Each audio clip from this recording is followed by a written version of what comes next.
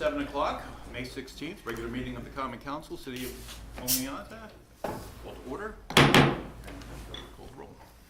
Mayor Drennick? Here. Councilmember Michael? Here. Councilmember Davis? Here. Councilmember Ritzberger?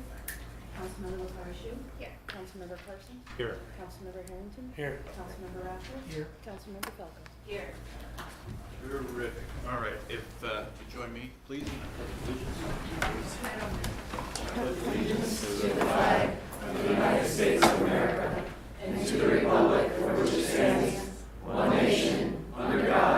in the Pledge of Allegiance. And now if you'll, excuse me, I'm like in front, so I'm just going to pass everybody.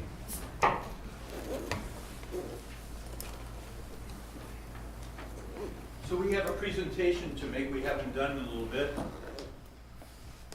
but a very worthy recipient of our Spirit of Oneonta Award.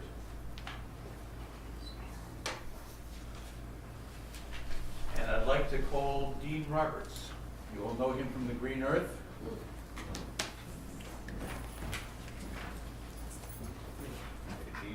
Dean and I go back how long? 30, 40 years, something like that. So we have the Spirit of Oneonta Award for you, and I'm going to take a few minutes to read this. Okay. It's a proclamation of the City of Oneonta, New York, whereas Dean Roberts continues to enhance the general health and well-being of the Oneonta community, nutritionally, intellectually, and spiritually as proprietor of the Green Earth Health Food Market. And whereas from its first days, the Green Earth has been an advocate for fair trade and a supporter of local, organic, and environmentally conscious farming and production. And whereas Dean's vision of the good the Green Earth can do in our community is shared by his wife and partner, Emily, and the rest of the Green Earth family, and has manifested itself in countless ways, including the hosting of community events and presentations and meetings, classes, and clubs. And whereas the Green Earth will soon celebrate the 10th anniversary of its Tuesday morning community conversations, which have offered a comfortable and intimate forum for the exchange of news and ideas by a who's who of civic leaders and engaged citizens. And whereas Dean's regular social media posts, does everybody get those? His regular social media posts and the printed pages of his book, I'll Fix My Head Before I'm Dead, offer happy reminders of those life goals that are most important, including the quest for self-improvement, the pursuit of education, the appreciation of nature and life's rhythms, and the embrace of humility and good humor. Now, therefore, I, Mark Drennick, Mayor of the City of Oneonta, on behalf of its grateful citizens, do hereby proclaim and recognize Dean Roberts as recipient of the Spirit of Oneonta Award, in witness whereof I have hereunto set my hand and caused the seal of the City of Oneonta to be fixed this 16th day of May, 2023.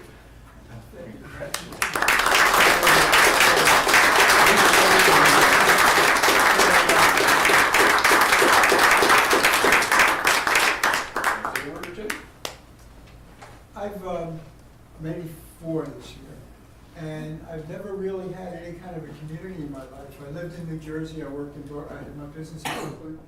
I moved to Skinevus, and I joined the Skinevus Rotary for a year or two, but I never really had much to do with the community because I traveled so much on business. And then we bought the Green Earth in 2007, and for really the first time in my life, I've been a part of the community. I got involved with Foothills, and I served on the board for a while, and I got to know a lot of people. Mark and I knew each other way before that, but we were in contact, and it's a great town. And I really appreciate the support that people have given our business, and look forward to a great future here in Oneonta. Thank you, Mark.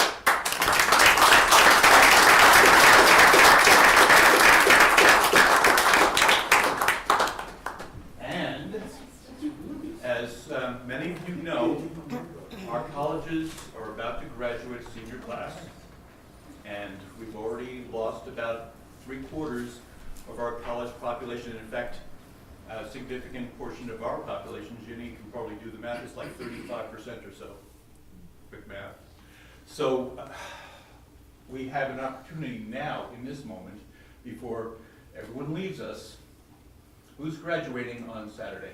We've got a few. So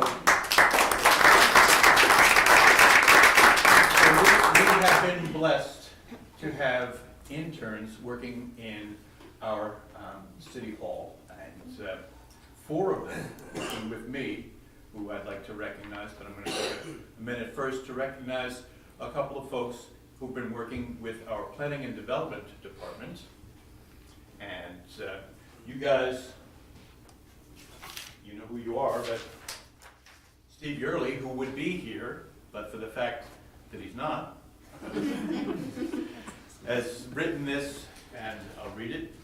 Morgan, raise your hand, Morgan, and Adriana, there you are, have made significant contributions to the City of Oneonta Community Development Team. Morgan's passion for environmental sciences, particularly sustainability, has been invaluable as the city strengthens its Climate Smart Communities program, as well as our local waterfront revitalization program. Adriana's passion for public policy has been instrumental in the development of a new form-based code for the areas surrounding SUNY Oneonta and Hartwood College, and her involvement in the city's parking task force has been commendable. These individuals exemplify the significance of fostering a strong partnership between city government and our local academic institutions. Let's give them a hand.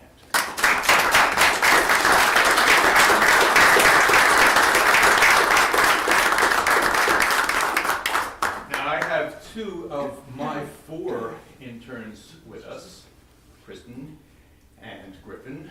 Raise your hands. We've, unfortunately, we don't have Luke here this evening, and we don't have Victoria here this evening. Luke is, I think, in fact, taking some sort of an exam, which seems crazy to me at this late date, but that's apparently the deal. And Victoria has got a good excuse. We'll check in with her later on to find out what that was. In the meantime, I can tell you that we have 4, we've been blessed to have these 4 interns working with us in the mayor's office, which I think is a first. I don't know that we've ever had that before. And these 4 interns have helped put together something that I've fantasized about putting together, but certainly didn't have the capability to do. We have a podcast. Does everybody know we have a podcast? It's called the Hill City Gambit. These 4 individuals didn't really know one another until they came to work in the mayor's office. And I said, well, you guys, you know, you're a team, right? I mean, each are individually being assessed, and you know that, for your internships, but you're a team. Anybody knows me knows that's my thing, right? Team. So I said, so what's the name of your team? And so they call themselves the Gambit Gang. So we've got 2 of our Gambit Gang here, and we do have an ongoing podcast, which is, to me, you know, a huge accomplishment. We're going to see, I know we have at least 1 intern. We would have had 2. Here's an interesting thing. The Hill City Gambit is about housing and how it affects us as we are looking to do the things that we're looking to do, including bringing 1,000 people into this community. Most importantly, we need to make certain we have housing for them. Will we? That's the gambit. We don't know. We'll see. Tune in. So we have 2 interns joining us for this summer. One of them just texted me a little while ago to say, well, apparently I'm not going to be an intern for you this summer because my housing fell through. So there's some irony there, but we will have a podcast that rolls through, and we'll be looking to work again with SUNY Oneonta, where they will pick up and follow in the footsteps of the folks who've done such an excellent job. So let's give them a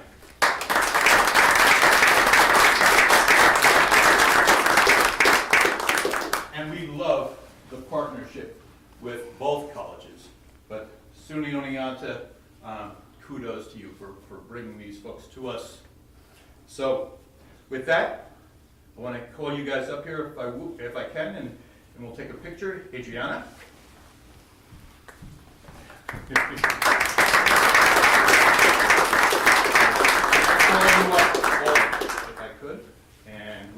Griffin. Come on up, Griffin.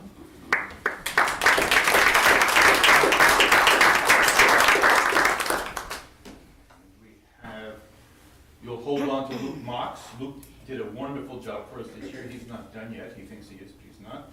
Kristen.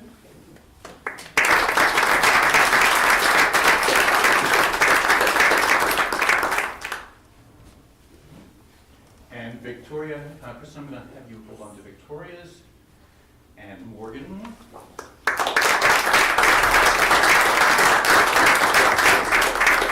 if you'll all flip them over, Vicki, if you don't mind. And we'll scoot in here a little bit, I bet.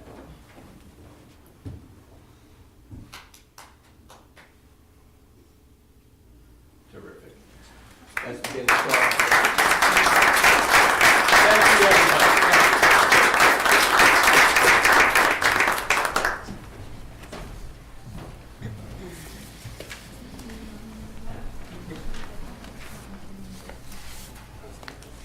And those who were here for the presentation but have food to pick up at the Indian Grill, you're excused if you want to be.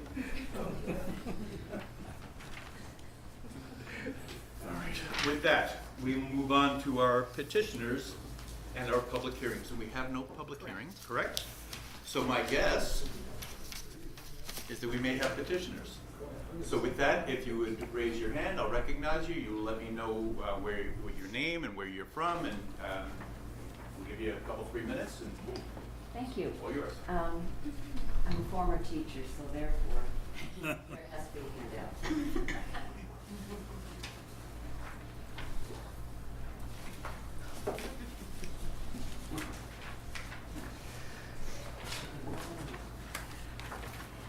My name is Carol Keene-Kirky, and I'm a SUNY Oneonta grad. I'm not telling you what year, but it's been a few years.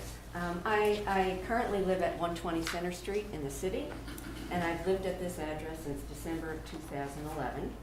Never before this spring, or actually last spring, has our neighborhood been disturbed by loud, large, disruptive parties at the Pavilion in Wilbur Park.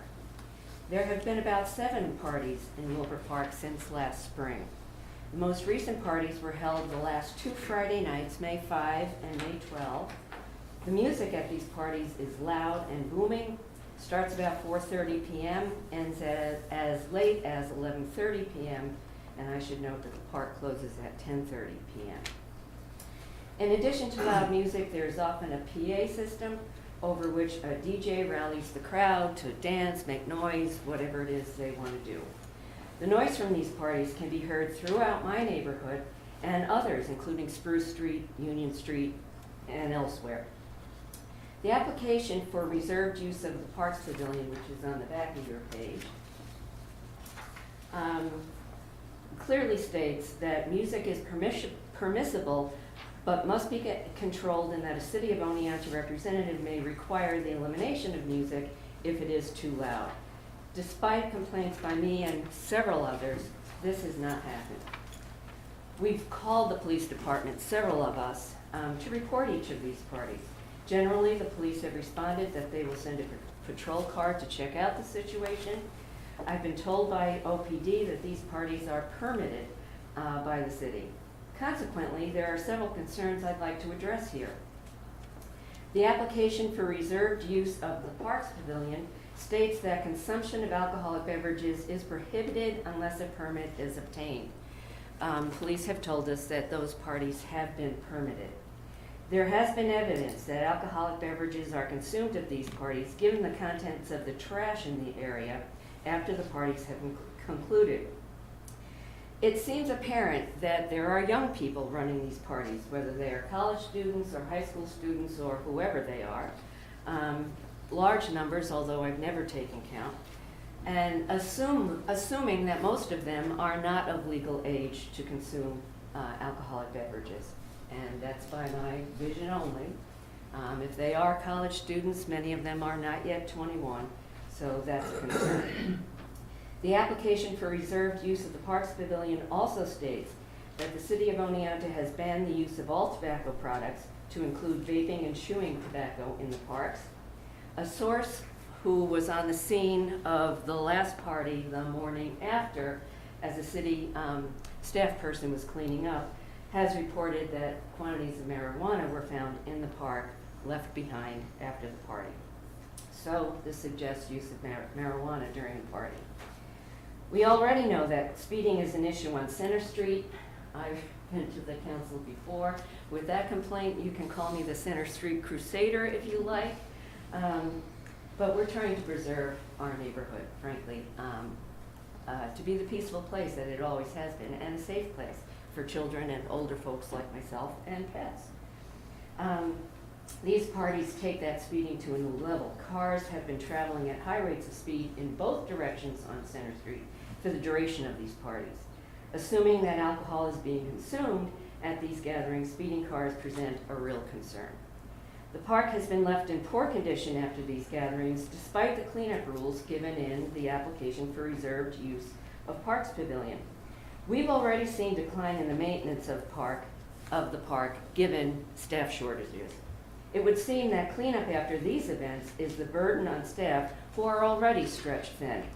Frankly, I'd rather have that cleanup time be spent on caring for neglected areas in the park. So a few questions. Why are these parties permitted? What recourse do we have to control what goes on at these parties? Noise, use of alcohol, drugs, and so forth. Thank you for your attention. Thank you.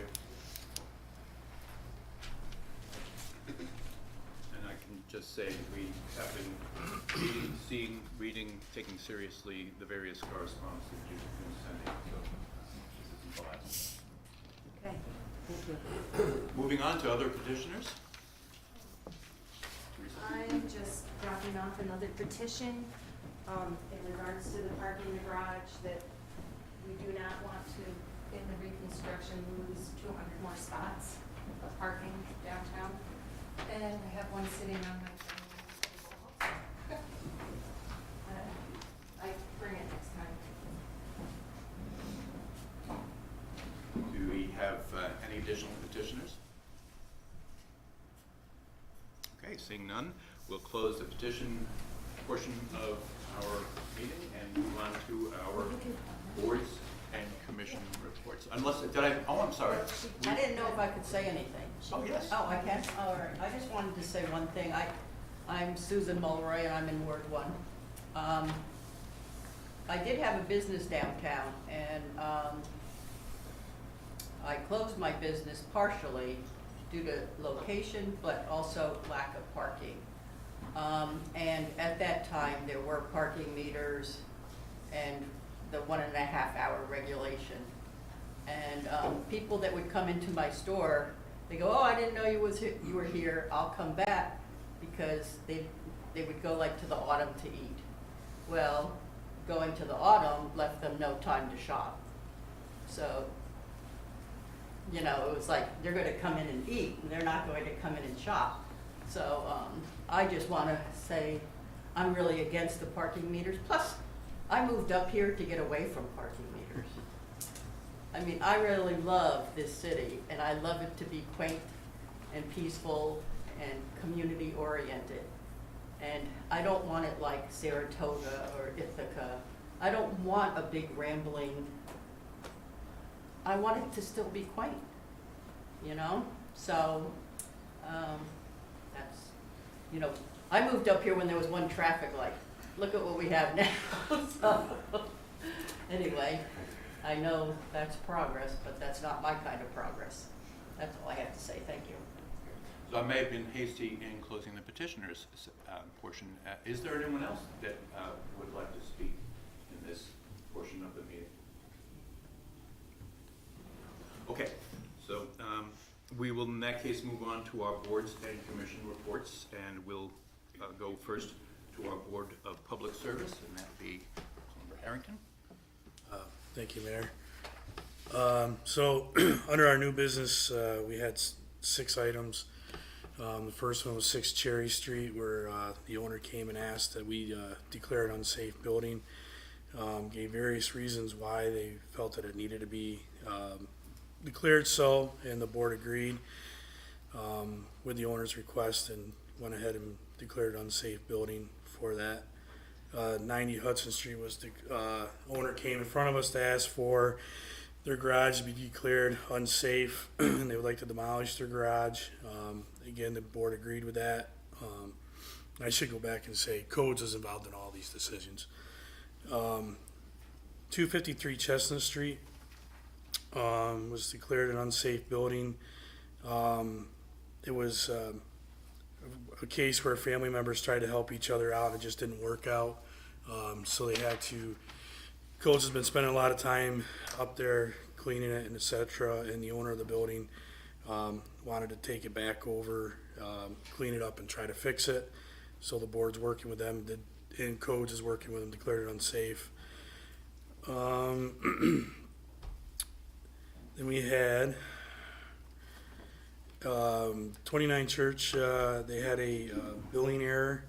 And so there was a change in ownership from old owner to new owner. And the appeal was granted to go ahead and accept the appeal and waive the administrative fee. And then 29 East Street came before us with sidewalk maintenance during the winter. It went a period of not being shoveled. They had to go up our codes. For those who don't know, our codes ends up going up and shoveling the sidewalks. After a little bit of back and forth, they denied the appeal and upheld the sidewalk maintenance fee for shoveling it. And then 32 Miller Street was a appeal for our certificate of occupancy rates. They said that they had a mix-up in the mail, but actually the mix-up was on the person who owned the property. So that appeal was denied, and they had to pay the amount. Okay, that concludes your report. Yes. Okay. Do you have any questions? Any comments? Yes. Lynn? So on 253 Chestnut Street, 253. Okay.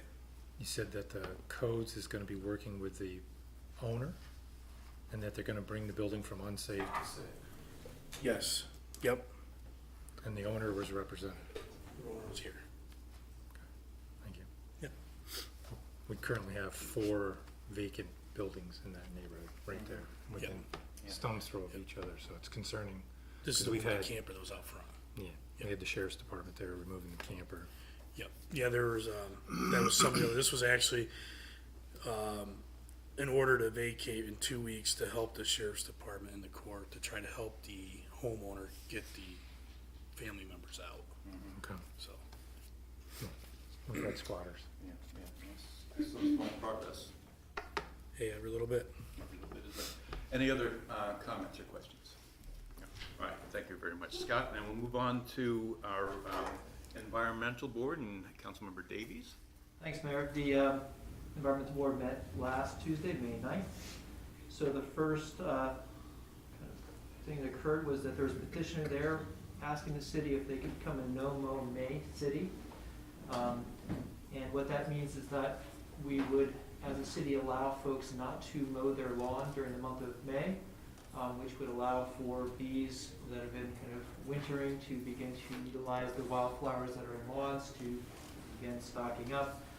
Recognizing that no-mow May might come up against our ordinances, the Environmental Board is going to explore this more and maybe put forward some kind of petition or something to be able to see if we would lax that. So they're going to come up with a process to be able to address no-mow May. Standing committees reported. Let's see. The Urban Forest Committee reported that the Swart Wilcox apple planting went well, the Arbor Day event. Also, the elms that were planted last year are looking really good, and all are leaving out right now. Community engagement. Let's see. There's been a renewed effort to try to update the Facebook page. Again, I keep pushing it. If you have not followed the Environmental Board on Facebook, please do. They have been putting out a lot of content, a lot of very informative content, and it's looking really sharp. So renewed effort to try to use that vehicle to inform folks within the city about some of the issues that are impacting the city and elsewhere. Energy and transportation was combined into kind of one report. There is an individual on the environmental board who is looking at Oneonta 2030, the sustainability plan that was passed in 2013, and looking through all the particular actions that were proposed and making an accounting for where things are, whether they've been accomplished, in process, or still need to be turned into action. I've suggested that when she is done with this report, that she might want to report here to this board and this council to report about what's going on. So I think that would be good for us to hear that. Public spaces, report was that SUNY Oneonta students helped to rebuild the new island trail that was washed out in flooding last year. And that was it. So let's see. Tree ordinance, they are ready to put forward the tree ordinance, and they're going to be sending it to Chris. I don't know if you've received it yet, but we're receiving it soon, and Stephen for last kind of opportunity to vet it and to make comment. And then I think that they're going to be trying to put that forward. And that is about it. Okay. Any questions? Questions? Do I look like you're cooking something up? No. I think it's great that you guys are doing the Facebook and or just recognizing that I've been delinquent and not getting on there and recognizing that. Because I think the No Mow May is very cool, because in my backyard I have quite a bit of backyard we've not mowed for that very fact. Yeah, and that's that's what the conversation was, that they recognized we've missed the window for that, of course. But they started to look at other cities and what they do. It was actually kind of an interesting discussion. I think it was Carrie, I'm looking at you for confirmation, has a kind of an application process through which somebody would say, I want to be a no mow May lawn, and then there's a kind of a sign that sits in their front lawn advertising what it's all about, and that way the city knows that we're not going to take it that long because they're participating in No Mow May. And it's kind of a great educational tool. So they're going to look at some different examples of how cities have handled that, and again, put forward recommendations that we might want to think about. Obviously, I don't know if it requires a tweak to our code, or we just kind of adopt that we're going to overlook that part of the code, at least in that. I think, I know Well, like I said, we'll figure I it out. got another opinion in the I know in terms of education, there's a whole no poop May thing that we have to educate our dog about. We were no mow May for the first 2 weeks of it. But then you can't really wander around the backyard. So, but it's a great idea, and I think it's certainly something that the city's going to be supportive of. Any other questions or comments on Mark's report? Well, thank you very much, Mark, and we'll move on to our Housing Commission report. Yeah, thank you, Mayor. The Housing Commission met on last Wednesday, May 10th at 7 p.m. Little different than what we've historically done. Instead of going over standing committee reports, we dedicated the meeting to fair housing. The City of Oneonta's Fair Housing Plan is available online on our website for those who are interested what that involves. And we also watched, from the state government? I think it was from the state. Federal, sorry. Oh, it was federal. So it was the federal government's fair housing policies informational video, which was a little bit over a half hour long. So it took up about a little over half of the meeting. Very interesting things. I was pleased to hear from our code enforcement officer, Steve Yearley, that the city's been, and the vast majority of landlords have been in compliance with fair housing over the past several years. So it is, at least that we're aware of, not a major issue in the city, but if anybody has any concerns, definitely please feel free to look at the fair housing policy the city has on our website. And that should set some light. I think we linked the video on there as well, which is fun. Got it? Yeah. All right. I'm surprised if there are questions, but are there questions? All right. In that case, thank you very much, Luke. We'll move on from there to our Finance and HR Committee report, and Councilmember Horace Shue. Thanks. Finance Committee met on May 11th, which was this past Thursday. Several of the motions on the agenda are the results of that meeting. The motion 3 for materials and supplies, that's pretty routine. We also thank you, Finance Director Lee, for getting us the detail on that, in case anyone was interested. Motion 4 is with regard to accepting donations for the Sport Wilcox to restrict to the shutters. 5 and 6 are with regard to the YMCA services. The pool is kind of the big one.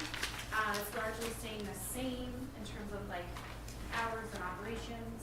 And then motion 6 this year is a little bit new. They're going to be putting on the junior firefighter program, which will represent a cost savings to the city. Let's see, motion 7 is with regard to stabilizing the columns at the entrance, like off the River Street entrance to Neumar Park. There's some like masonry pointing that needs to be done there, repointing.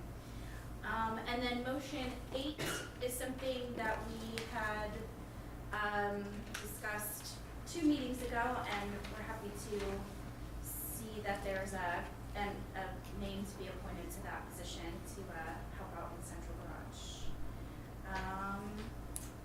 We discussed the River Street project. We were able to get some bids in on that. And so I'm sure we'll be discussing that more in the future. We discussed the Route 23-28 consultants and that project a little bit, which is very cool. Basically, it'll be presumably adding like a multi-use pathway to the side of Glennis Highway, which would be really huge for safety and aesthetics. And then the camera van, we still can't buy one, so they'll keep us posted on that. We had a brief update on the parking garage and then a brief discussion on the fee schedule. I just want to thank city staff for taking my questions on that. That's it. Questions? Comments? All right, well, thank you very much. Appreciate it. And we're going to bypass the city administrator's report, right? Unless there are questions. Unless there are questions from the council. Yeah. Yeah. So are there questions, Ray, from council that you'd like to have answered in this moment, or should we wait for later on? Are we talking to you later about the parking garage? We will be. Oh. Okay. Cool. All right, and I have remarks such as they are. We are going to be removing the basketball nets in Wilbur Park and moving and creating a nice new basketball court at the top where we have one that's falling apart right now a little bit. And there we are. And so what we want to do with that which is currently there, once we move those basketball nets out, I went to the 3 elementary schools. It was such a wonderful day. Just a great time talking to first graders and third graders and fifth graders and kindergartners. And what we have found is that Duck Duck Goose is kind of a big deal. A couple of concentric circles would probably do, everybody a world of good there. And Foursquare was the most popular game that the kids talked about. There are 2 courts, I think, at Greater Plains, and they're the first ones that folks go out there to claim.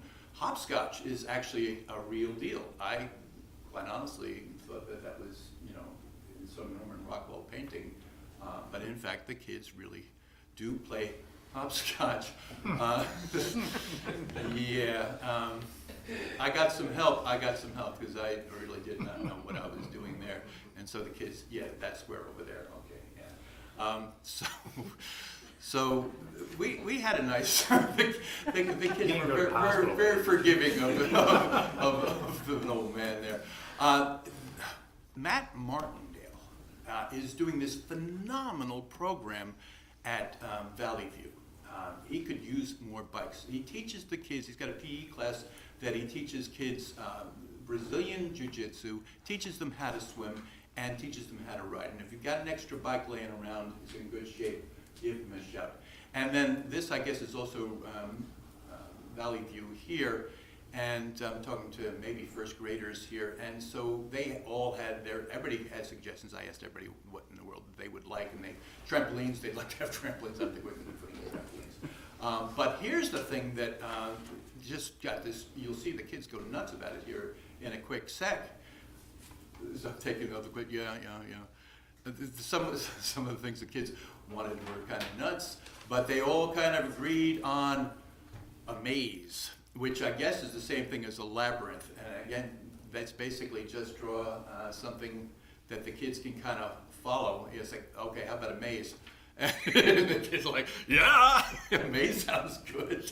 So I've got to tell you, it was one of the best couple of hours that I've spent in a while. It was such a pleasure. I want to just shout out to all the teachers and the aides and the principals, Matt Martindale specifically, what a great job he's doing. It was just a wonderful day. So there are things that we can paint that apparently are that they'll love.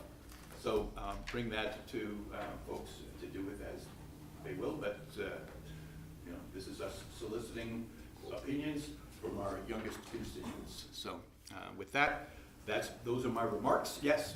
So thank you for that. I think my residents will be really happy to hear that. Any timeline, any specific timeline? I know 2 weeks ago we didn't have a timeline. Are we closer yet to a timeline moving this? I can't say that we haven't got a construction bid yet. I think it's really going to depend on paving schedule for a contractor for the upper over. I know that our engineering office has been working on getting some quotes on that. But realistically, probably later this summer at the earliest. But something would be. Good. Well, thank you very much for clarification. Good. With that, we will move on to our consent agenda.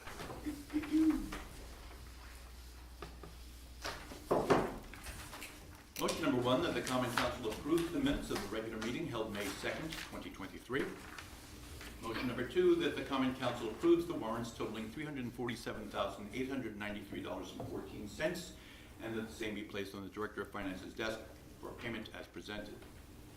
Motion number 3, that the Common Council approves the purchasing agent's recommendation to award the bids for the 2023 materials and supplies per the attached report titled Materials and Supplies 2023 Summary of Bids, detailing the item and the bidder effective for 1 year beginning May 21st, 2023. Motion number 4, that the Common Council authorize the Director of Finance to accept 2 bids, one in the amount of $5,340 and one in the amount of $1,000 from anonymous donors to be restricted to the costs associated with the new shutters being installed at the Swart Wilcox House, and further authorizes any necessary budget amendments for said acceptance. Motion number 5, that the Common Council authorize the City Administrator to enter into an agreement with the Oneonta Family YMCA to provide summer recreation aquatics services for costs up to $83,700, with the option to amend the contract for extended services, and further authorizes a waiver from provisions of the city's purchasing policies and procedures manual relative to professional services. This agreement is subject to the approval of the city attorney. Motion number 6, that the Common Council authorizes the City Administrator to enter into an agreement with the Oneonta Family YMCA to provide a junior firefighter program in the amount of up to $3,500, and further authorizes a waiver from provisions of the city's purchasing policies and procedures manual relative to professional services. This agreement is subject to the approval of the city attorney. Motion number 7, that the Common Council approves the adoption of the following budget and budget transfer to repair the Niwa Park entrance pillars located at the beginning of Burtis Lauren Drive in Niwa Park, with the majority of the project to be funded from the CM04 Miscellaneous Special Revenue Burtis Lauren Drive Fund, and the balance from the general fund, with expenditures appropriation CM04.7110.464, purchase services $7,500, Revenue sources, appropriated reserves, CM 04.0511.0, $6,400. Interfund transfers, CM 04.5031, $1,100. Transfer, increase A9901.9, transfer to other funds, $1,100. Decrease A.7110.464, parks purchase services, $1,100. Motion number 8, that the Common Council approves the city administrator's appointment of Wayne Hubbard to the position of transit working supervisor at a base annual salary of $41,981, CSEA grade 11, step 2, effective May 30th, 2023. This appointment is subject to the satisfaction of all civil service requirements. Motion number 9, that the Common Council approves the ordinance creating a new Article 8 under 254 Streets and Sidewalks of the Code of the City of Oneonta entitled Honorary Street Dedications. This ordinance was laid on the desks on May 3rd, 2023. And motion number 10, that the Common Council concurs with the mayor's recommendation, approves the following city resident as an appointee to a city commission for the Landmarks and Historic Preservation Commission, Sherilyn Lacey. May 16th, 2026 would be her expiration date. And that ends the consent agenda. Do we have any motions to pull? Katie? Number 9, please. Number 9. Lynn? Number 3 and number 10. Number 3 and number 10. Any others? Okay. Do we have a motion to approve those? Yes, Katie, followed by Mark. And Councilmember Murphy? Aye. Councilmember Davis? Yes. Councilmember LaFarge? Aye. Councilmember Carson? Yes. Councilmember Harrington? Yes. Councilmember Rafford? Yes. Councilmember Colfer? wonderful. So we're going to take these in order. Motion number 3. Do I have a motion to approve? Followed by Scott. So then followed by Scott and Len. If you Thank you, Mayor. I pulled this just to recognize that, or more to say thank you to the city staff. That I'm looking at the numbers and I see the somewhat of an increase in some of the costs and materials, but I also see the big decreases. I wanted to say thank you to Chris and John and DPS for working hard. I'm sure that wasn't easy trying to get new numbers out of material suppliers, so I just wanted to acknowledge that city staff is doing some hard work there. Do we have any further comments on that? Call roll. Councilmember Murphy? Aye. Councilmember Davies? Yes. Councilmember LaFarge? Aye. Councilmember Carson? Yes. Councilmember Harrington? Yes. Councilmember Rafford? Yes. Councilmember Felton? All right, motion number 9. Do I have a motion to approve? Mark, followed by Katie. And then Katie, if you could take us through. Yeah, I just had a couple of questions about the thinking on 2 of the, subsections. So section 2E3, which is with regard to the honorary street dedication lasting for 10 years and then it needs to be renewed. I just wondered what the thought was that led to that, the inclusion of that. Do you want me to read it? Nope, I think it's Okay. good. I couldn't hear it, so. Why we capped at 10 years for the sign to be up? Yeah. So I'll take a shot at it and Okay. feel free to help out you guys if needed. The thinking was that we wanted to have kind of a set period of time in which the honorary name would exist. What we didn't want it to be for the remainder of the life of that street. And so 10 years seemed kind of a lengthy enough time to kind of honor the person, as well as to kind of sunset that particular name, and maybe something else would have changed and there was somebody else that would be honored at that particular time. Okay. Okay, and then with regard to the very next one, which says that the person who is requesting the honorary street name, if the sign is stolen or vandalized, they would pay for the replacement. My thought was, when I read that, knowing that it's only in a period of 10 years, to have the person pay to replace the sign don't know. I just don't know, you know? So I thought I'd bring it up for discussion. So I thought we had actually settled on the fact that it was going to be up to the person or the group that was making the request to have the sign made in the first place, that they would then be asked whether they wanted the sign remade. I think we were trying to come up with something, thinking that, you know, these could be, you know, I don't know, honorary street names that could be in people's houses if they were to take them. And so we're trying to come up with something to be able to replace it, but not at the cost of taxpayers.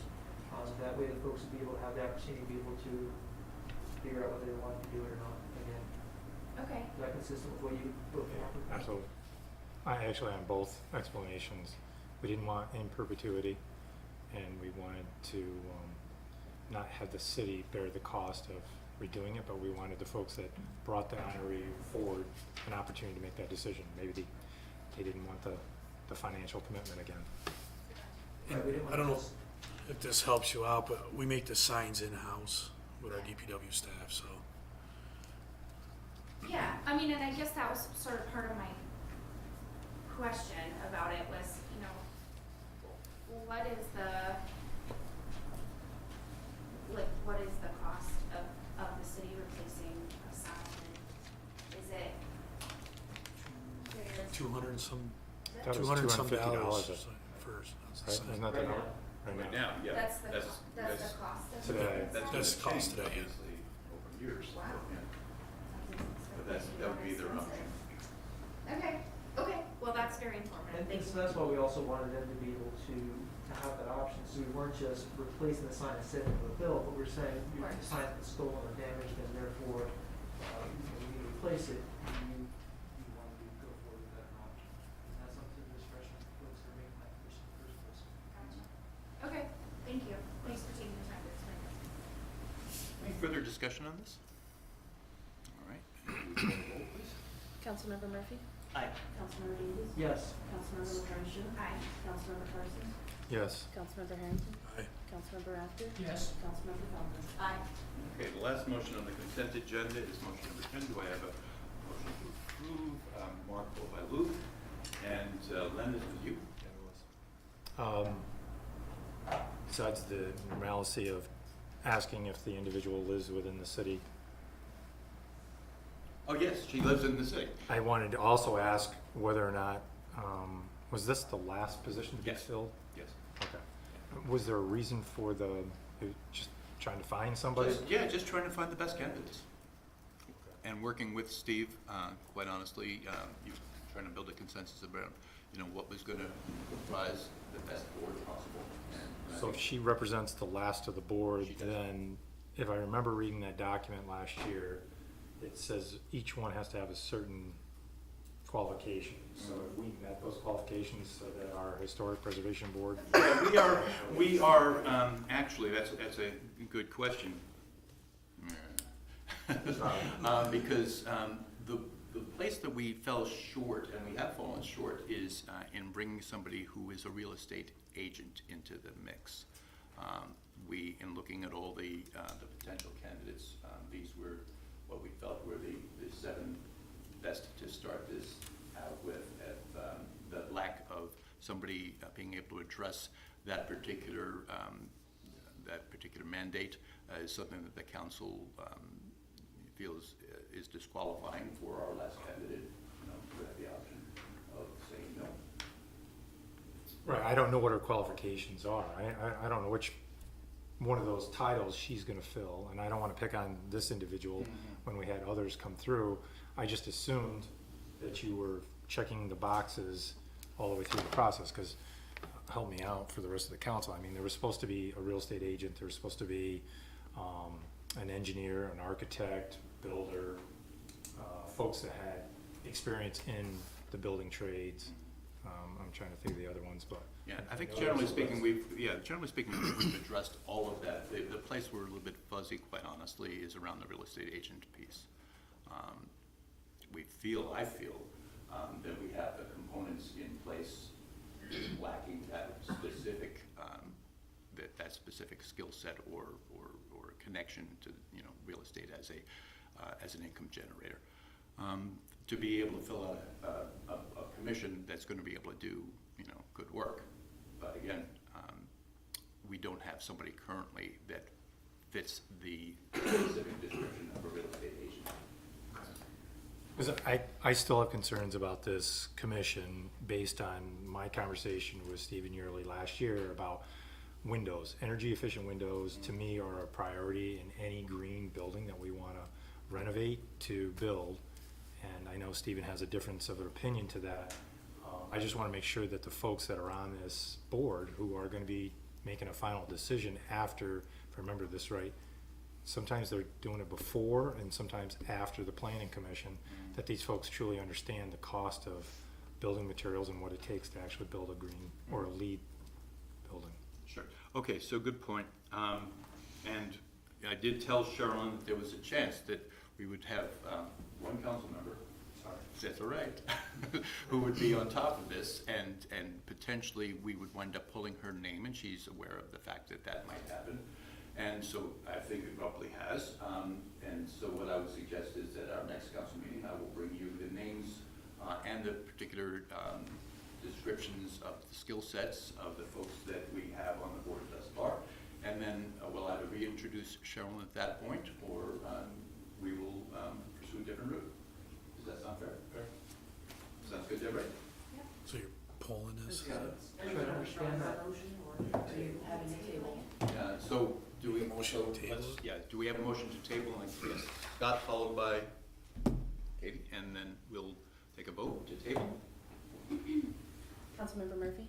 Aye. Councilmember Davies? No. Councilmember Lepari Shu? Aye. Councilmember Carson? Yes. Councilmember Harrington? Yes. Councilmember Rafter? Yes. Councilmember Falco? Aye. Okay, so that, she'll be fine with it. I will have the conversation with her. She already anticipated that that might be the outcome, and we will come back on June 6th with the full slate and all of the various descriptions with which they, come to address this particular commission. So with that, we move on to the discussion agenda, and our first item on the discussion agenda is number 11, which is the Muller Plaza ambassador position. And I wonder if I can just impose upon the council to describe what this is and what our need is, in my estimation. So, the council approved several weeks back the ad hoc group to create a Muller task force, Muller Plaza task force, to create an energized space in the heart of our downtown. This accomplishes a couple of very important goals in a moment in time where we really need these goals to be addressed. So one thing it does is creates an energized space, a place where, as we are recruiting, we have several people on a task force that is engagement marketing, Katie among chairing that, where we are looking at a very likely scenario in which we see quite a bit of foot traffic downtown. This is a wonderful thing for downtown this summer. It's going to be an economic boon to folks, there's no doubt. But when they come to our downtown, it's a real smart move to give them some reason to say, isn't this a great place? And to hang out and relax and enjoy, the ambiance of our historic downtown. And on top of that, we also have citizens who live here, who also like our downtown.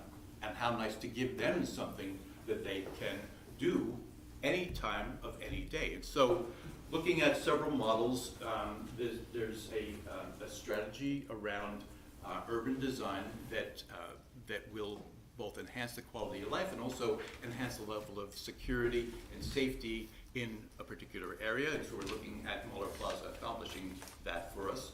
We're looking at, and I think I sent to all council members, but for those who wouldn't have received that email, we have a task force that's really been doing a wonderful job in terms of figuring out how we might be able to maximize this space. And so they're looking at putting a canopy between, if you can visualize Muller Plaza, we have, as you look at it right on and you're looking at what was the former Clarion, now the Marks Hotel, there's a path over a bridge that leads to the Marks Hotel. Let's call that essentially, that's their front door, even though it's their back door. On the left-hand side of that, and including that space, is kind of a big open area. You've got the Indian grill right there, and then you've got basically fencing. On the other side of that, we have 4 benches, 2 facing 2, and in between nothing. A couple of lampposts and a few trees, and it's a space that hasn't really been activated in any way that has been valuable to the space or to the folks that are in that space. So what their intention is to do is to put a canopy, and they've already sat down with the police department to determine sight lines for our cameras and so forth and so on, so that we're not doing anything that is counterintuitive relative to the safety of the plaza. A canopy that will also have those small, we're very fond of these small lights now in various places. We've got them now in the alleys off of Dietz. Way to go, Emily. But so we'll have small sparkling lights that hang from this thing, and it'll provide shade. The other thing it'll do is we'll have 2 benches here, we'll have 2 benches there as we do, but now we'll have what amounts to kind of a ceiling. And that'll create a very nice ambiance. We have tables and chairs. We have 3 tables, we have 3 umbrellas, we have 12 chairs. Beyond that, we will find some additional folding type chairs that we can bring in and bring out as we can. And then, so that becomes a nice space to sit and socialize and kind of enjoy, the plaza without being heat stroked, because that's one of the issues that happens there as well. And then on that other side, the left-hand side, where we're looking at that more open space, we have a place where we can put some vendors, artists, craftsmen, whatever that might be, and folks that are busking essentially. So we're looking at about an 8-hour day where people can show up and they can do a painting class, they can do yoga classes, they can just use that space. We're working with SUNY for an internship. This is what we do now. To actually be scheduling all of this, to help us vet this task force and also vet schedule, so there's no impact to you on this, which is important. That's one of the things we need to make sure we weren't tasking the city clerk with additional responsibilities. So we'll have that space that is activated. We'll have that other space where people can relax, and and then it'll present itself even when there is nobody in it, as being a very attractive space in the middle of our downtown. We will look good because of that. The other thing we will do is we will take back that plaza, essentially take back that section of our downtown and make it something that is a community activated space, a space that the community feels comfortable being in. At the same time, we are engaged in mitigation efforts around some of our, homeless and other, challenged folks that we find on the street. We're going to remove them from the street, but we can make that space a little less inviting for them because it'll be activated. People being in that space will make that space a less likely congregate space for people who are at risk. And that's, in terms of our quality of life and how we're presenting ourselves, that's a good thing. Now, among the people on this task force are people like the superintendent of the Oneonta School District. He's all about bringing elementary school age kids, and you saw them in the video a moment ago, and middle school and high school students. When the colleges are in session, certainly Hardwick has got any number of summer camps that happen, and we can do some of their practices downtown and so forth and so on. We're going to put people in that space over the course of 8 hours.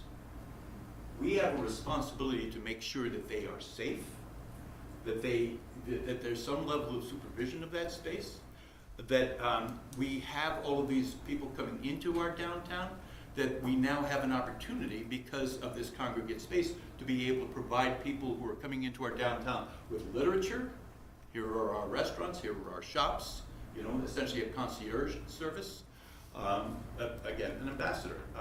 We want somebody who can set up the tables and chairs and provide people who are essentially busking and would have a limited expectation of stages and so forth and so on, nonetheless to help them set up as they may need to and to break everything down so that we have something that we know runs itself without tasking the city staff, without tasking anybody unduly, We have volunteers across the board who are excited about this, and the piece that we don't have, but with a little creative strategizing from our city administrator, thank you, we were able to identify funding for a position that would not be volunteer.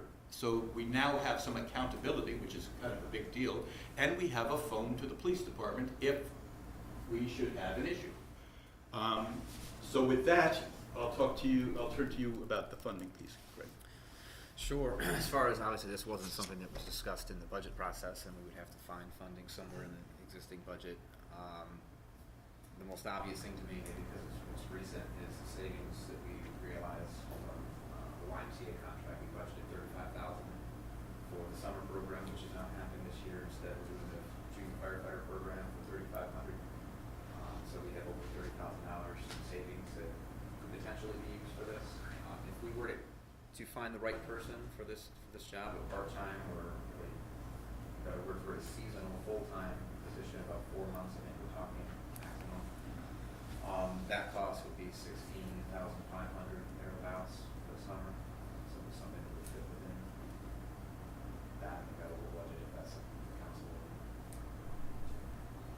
Obviously, our ability to recruit and to find the right person for the position is a question we would have to look into that. So that's the motion. That's for discussion. And at this point, I'll open the floor to anybody with a comment. Yes, Kate. Where's the funding for the canopy coming from? I think that's being donated, actually. I believe that's the case. I may be wrong, but I think that's being donated. We were, in fact, looking, I've had conversations with the Community Foundation about being the supporting partner of this, but their funding mechanism kicks in basically July. So, while they may be a funder for other things, unfortunately not going to be able to be a funder for this. But we're always looking for, partners. Yeah, I think you painted a really nice picture. I think it will look great and feel inviting. I picture that little square up in Cooperstown where they have like the little Pioneer Park. information booths, Yeah. and having something like that. The funding for the position, I have some thoughts on that I don't need to talk about right now, but I just wanted to kind of just also offer that little piece of like they're doing that in Cooperstown. I think that's a really nice like asset to their downtown, having someone that you can talk to and ask questions. So It becomes a selfie station as well. I know that, I feel embarrassed to talk about selfie stations, but it's a way to promote your community. And so we have the Oneonta O, right? We have also a pretty cool pop-up, tent type of deal that we're going to be bringing to the Cooperstown Star Village every opening day, but it'll reside, in Motor Plaza at those other times. So we've got a nice, at least that's the strategy, but maybe perhaps not. no, I didn't know that about the tent. I Yeah, heard about the but tent. in any, of course, maybe Okay. not, I maybe just not. had- But at the very least, we do have branding items, maybe not. Yeah. We do have branding items that, the O specifically is one where it's been used in the past, where little kids put their heads through the O and get pictures taken. So all of those things go a long way toward pictures on the internet, that people having a great time, and where are they? They're actually in the city of Oneonta. Actually, I do have one more thing, which is that, in the Wilbur Park survey, I believe we got some, suggestions for, like, chess stations and things like that, and that might be a cute addition to Muller Plaza. Sure. Okay, that's Yeah. it.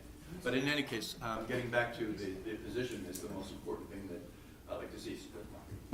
So, questions, I mean, I guess I'm taking this position, and frankly, I feel like it's, we're putting a lot of money into a part-time seasonal person, on an idea that has not yet been, kind of actualized or seen.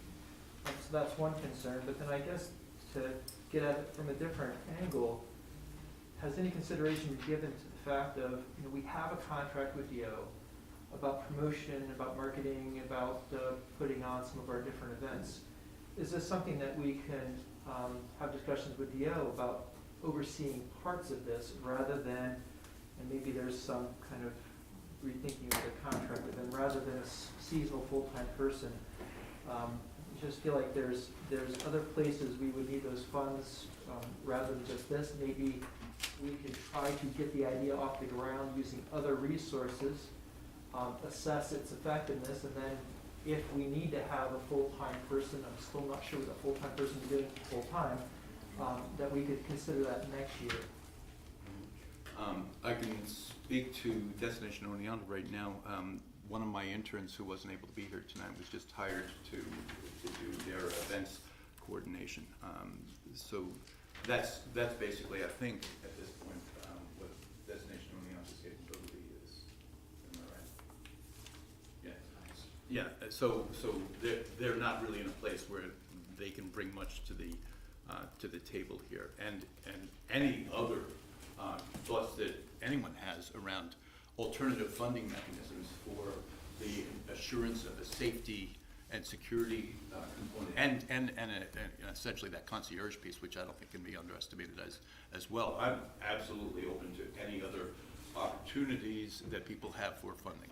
So this is one that we, through brainstorming, were able to determine, but that doesn't mean that we would turn our nose up at anything else that somebody might bring forward. So, further discussion on this? Scott? No? Sure, fine. So, is the canopy a tent? Is it, or is No, it it's gonna just, be like it's just a piece of cloth, but it's up kind of towards like sky. almost like a pergola type thing with the? Yeah. I'm just kind of trying to think. I mean, I think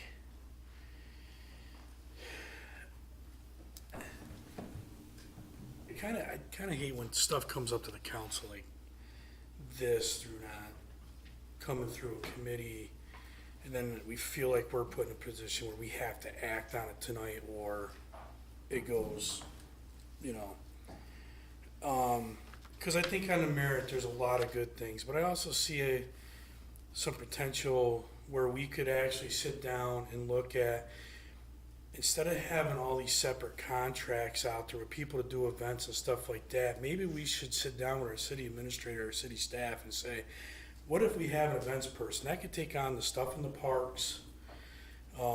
It takes on the stuff down on Main Street. It takes, help sell the city. Somebody that's more vested sitting on our staff to do something like this. And I feel as though, well, on the merits, this is great. I also feel that we may be jumping to say yes to this now, and then by the time we get this rolling, get it done, try to find somebody, we're already going to probably be towards the budget process anyway. I don't know as though we're going to be able to get this off the ground and get somebody hired as quick as you're hopeful. I love your enthusiasm. I really do. I'm just trying to take a step back because I don't want to get us locked or down into something and then it falls flat on its face. And I feel like we're rushing something that could take a couple more weeks and we could get all of our questions and sit down and think about everything that could possibly come and then bring it back. I'm not saying I'm against it. That's not what I'm saying at all. I'm just, sitting back going, I just feel rushed into this. I'm just going to jump back in for a quick second. So while we did want to have this go through finance, it didn't make it to the agenda in finance. It was the intention that this was going to find its way to be an addition to that agenda at finance. And the adjournment happened before it was brought up. So I think we're all on the same page. We all want to follow the process. This is something that is by its very nature, because the calendar is unforgiving and unrelenting. Every day that ticks past is another day you're closer to Crookston All-Star Village being here and our needing to be prepared. So in the overall, in the overview of this, I think most of us are agreeing with you. I certainly am. Scott. And I don't know that it's a binary decision either, that we do this and we don't look at some sort of a more strategic way to be doing all of our events and all of our event planning and production. I think that they are not mutually exclusive notions, that we can do this right now. We do have a bunch of people working very hard on it right now to try to make it happen. Quite honestly, I've been very impressed with their energy, their enthusiasm, and the amount of knowledge that they brought to this. So what we have right now looks pretty good, and I think most people know that I have a track record of making these kind of things happen, even sometimes when they look like they're not possible. They typically do happen. This is something that I feel is going to be transformative to our downtown. It's going to help our merchants. It's going to help the promotion of our city, and it's going to give the Cooperstown All-Star Village, which is not a small thing, some rationale for their support, because they're looking for us to do big things. And I think this would fall into, that category. This is a big thing.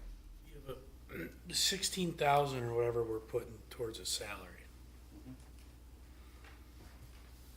If they come in as a municipal employee, they still get into retirement or anything? Or is it just, because it's seasonal? There's no, Non-union.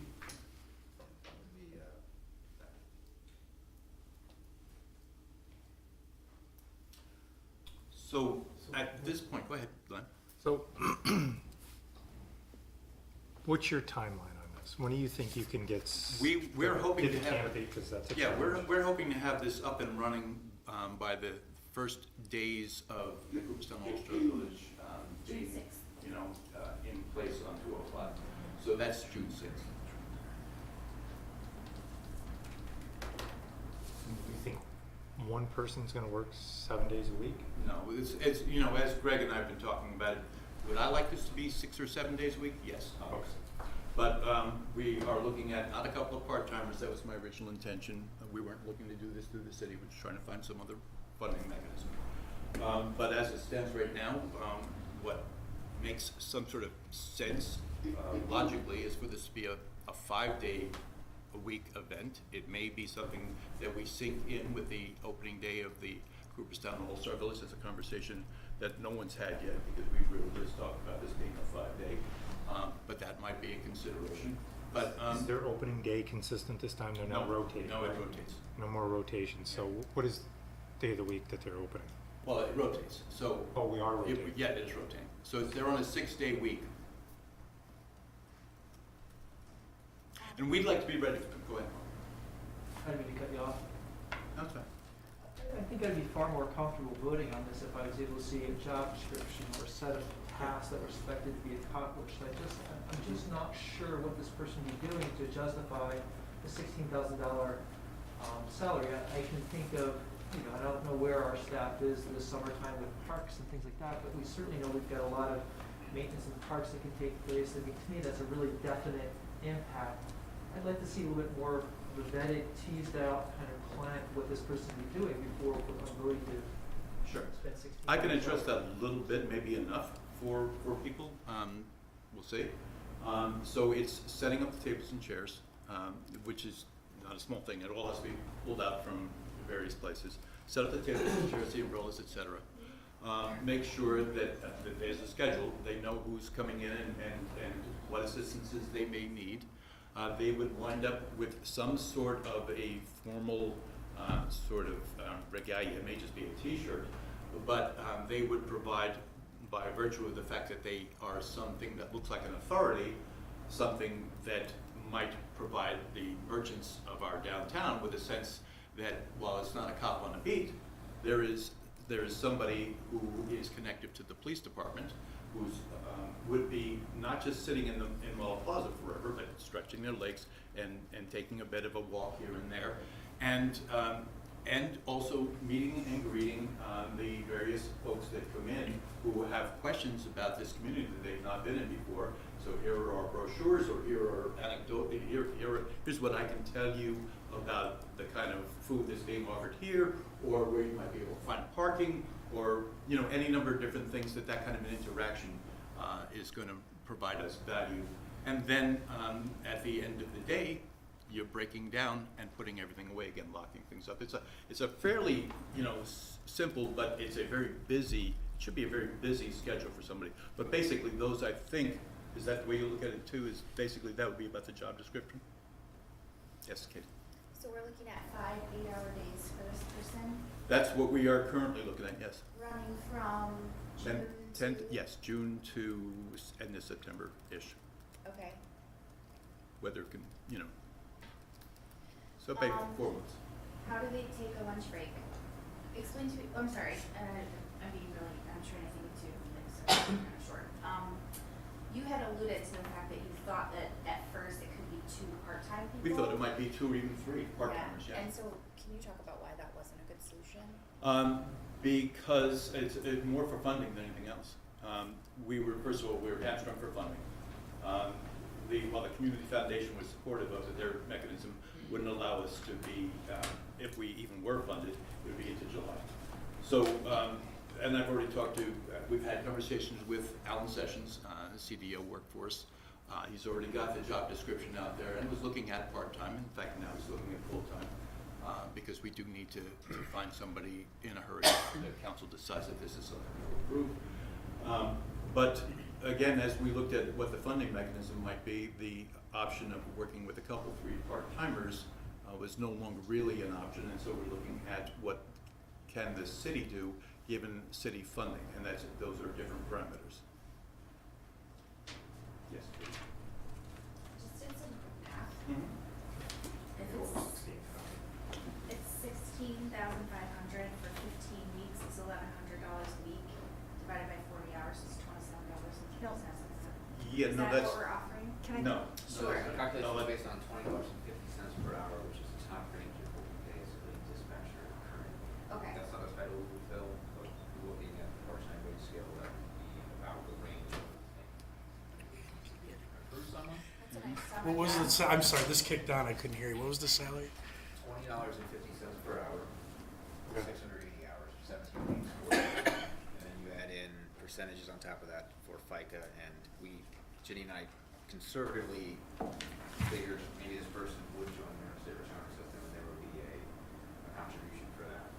So there's percentages on top of their hourly wage that makes that. Okay, gotcha. Okay, thank you for walking me through that. Sure. And in terms of lunch, that would be something that we would have to figure, that would have to be part of you've got a schedule, you know that somebody's going to be doing something for an hour, and we would figure that piece out. We're way too, early in the process to know, but they would certainly need to be able to take lunch. Mark? Okay. Just to return to Katie's question, I don't think I heard the answer, also air. Volunteer-wise, why is that not an option? I mean, I know you said kind of time was what I heard, but why not explore that as a possible option? Volunteers? Yeah. Yeah, the issue is, I've worked with volunteers my whole adult life, and I love them. And in the first week or 2, man, you got them. But when you get to that 8th or 9th or 10th week, all of a sudden you have a plaza that doesn't have anybody, there's no accountability, you don't have anybody there. I cannot feel comfortable putting elementary school age children, if they're performing or doing something, I just can't take that risk. We need to have somebody that has a line to the police, who's been trained for the job. That's my sense. I love volunteers.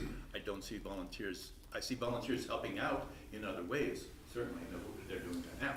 But I don't see that as being a solid strategy for something that might be 16 weeks. Luke? So in my previous position, we had this problem a lot working in museums. There are ways to get around this concern. You can sign contracts with volunteers. You can do trainings with volunteers. There are volunteer associations to ensure accountability. We did this a lot with volunteers at a museum I was working at in New Hampshire. New York's a lot larger than New Hampshire. I would imagine there's a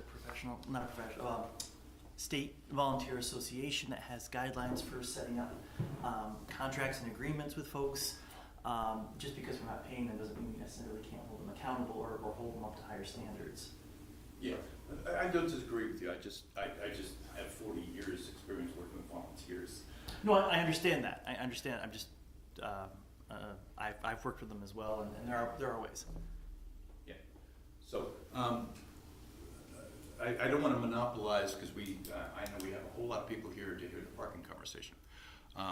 But I would like to see if we can get ourselves to a place where we're either putting a motion on the table or we're not here. I'm gonna monopolize for a minute. I wanna come back to Mark's point about a job description. And that is so important to make sure a position works, and everything that you're describing, to say and put a motion now before there's a job description, quite literally is trying to put the cart in front of the horse. I think you gotta have that job description so that we know, the public knows, and the residents of the city know exactly what this person's going to do. And the people that like the All-Star Village and stuff know that this is the person, this is what they're responsible for, and this is exactly how we're gonna hold things accountable. And without that, I'm not sure I can really move this forward. Emma? I'm really excited about the idea of Muller Plaza becoming more activated downtown. I think it will be a really good thing for the community. I do kind of agree that I'm wondering if maybe we could put a motion on the next one so long as we got some kind of job description. And, maybe there could also be some kind of element of social media or promotion kind of thing involved in it too, like someone who's helping to promote this quality of life thing where they're going around and as they're walking around, they're taking pictures or they're, doing some kind of that as well, kind of beef it up a little bit too. So you're saying that you would be comfortable voting on this one way or the other after we present a full-fledged job description? So we'd be looking at June 6th. Yeah, I think, I think that would be really helpful for everybody to wrap their mind around exactly, I have an idea of what it would be, but it's kind of nice just to see it in writing. Further conversation on this, Lynn? I guess along those lines, I guess let me rephrase and say that I'm excited that Muller Plaza, to the name holder it represents, who was and is vibrant and would want that area to be active. It's good to know that Kim's namesake will be active this summer. I like the canopy idea. I think that's an excellent idea. Hopefully what it turns out to be is what I'm visualizing is it's not a square, it's kind of a trapezoid. It goes different places. I think it's going to look great. Having someone down there answering questions to the tourists that are going to be already maybe a little upset about parking. We're going to talk about that here soon. It would be good to have someone there representing the city. And so I knew Mark or somebody was going to do the math because I had already figured that it wasn't quite there. I guess I would say yes to this if I knew who this person was going to report to. I hadn't heard that part yet out of your explanation of who's this individual going to listen to, who's the supervisor. Is it the police department or is it Chris or John or? I mean, we have existing job titles and job descriptions in our part-time scale. To adopt a new title that's completely new. We have to go through civil service. Yeah. Require going through a process that would take a while. My initial thought was we could hire in the position security guard, and that person could report to the police department, since the idea is that they would be reporting any sort of issues that may be going on. Right. On top of doing all the other things that Mark described. Looking at that existing job description, I think the duties that Mark's described from the committee fit within that generally well, but again, we are trying to move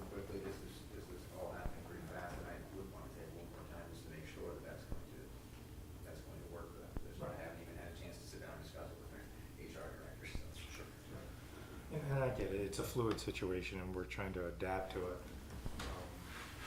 I'm sure I'm no different than anybody else in this council that our phones ring from the employees that work in downtown Oneonta and tell us, you know, of different individuals that are sleeping on the park benches or peeing in the bushes or whatever else. I've had lots of pictures sent to me. And so I think, to me, this is a good starting point of getting to that point of where we just have a little bit more, we, the citizens of Oneonta, have a little bit more to say about what's happening in Muller Plaza. So for me, I would vote for this, given that it's a seasonal position. To Mark, your point, it is fluid. I agreed with everything that you've said tonight, but given the timetable that we're on, I'm willing to take a chance, given how many times we've heard a few people here in the gallery at other meetings, but how many emails, text messages, and phone calls I've taken for the activities going up and down Main Street. I look at this as an opportunity.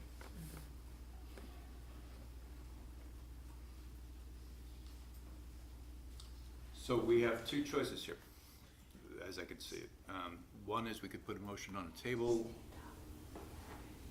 Another is that we can do the homework that I've heard a few people, 3 people, tell us that they'd like to see. If we do the homework that everybody, those 3 would like to see, that'll take us to June 6th. We could be in place a few days after, and we could roll with this, or we could vote on it now. I don't count the votes to that, you know, that will pass. That I might be wrong, but my inclination is to pull it back to June 6th. Maybe we have this thing on the street come June 7th. It's not too bad. They only start on June 6th, so we may be able to pull it together as quickly as that. Gives us some time to provide the council with job description, with a strategy for reporting as well, and I can take any questions that the council has via email and provide you with whatever answers that you may need in the interim, so that perhaps on June 6th we bring this back up to council as a motion, and then we'll either vote yay or nay at that point. Does that sound like yes, Mark? I suppose if we have that earlier, then we can funnel questions your way prior to that meeting? Yes. Yes, Kate. I just wanted to mention that I misspoke. It's June 3rd that Ulster Village opens that Well, Saturday. we're June 6th, so we may miss the first week. We would miss the first week. We'll live. We'll still be better off for having this than not, and I would rather not take the chance of not having it, frankly. Right, so what you're gonna now, since you're not gonna move this motion forward, is to give a complete package description. Yes. And we'll have that in council mailboxes at least a week before our June 6th meeting, so that anybody's got any questions can get back with me on that, and we can resolve those for anybody who does. Okay, thank you, folks. Appreciate your patience and yours as well, because I know you're here for the parking garage conversation. So with that, we will move to motion number 12 and our discussion of the parking garage. And Greg, you want to take it from here, or just a few questions? I had it handed out at the beginning of the meeting to council. We got a report from Wendell's structural engineer who reassessed the garage last week after we recognized some additional structural deficiencies there. Based on their assessment, they're recommending that we keep the garage closed and that we pursue demolition as quickly as we're able to and move that project along.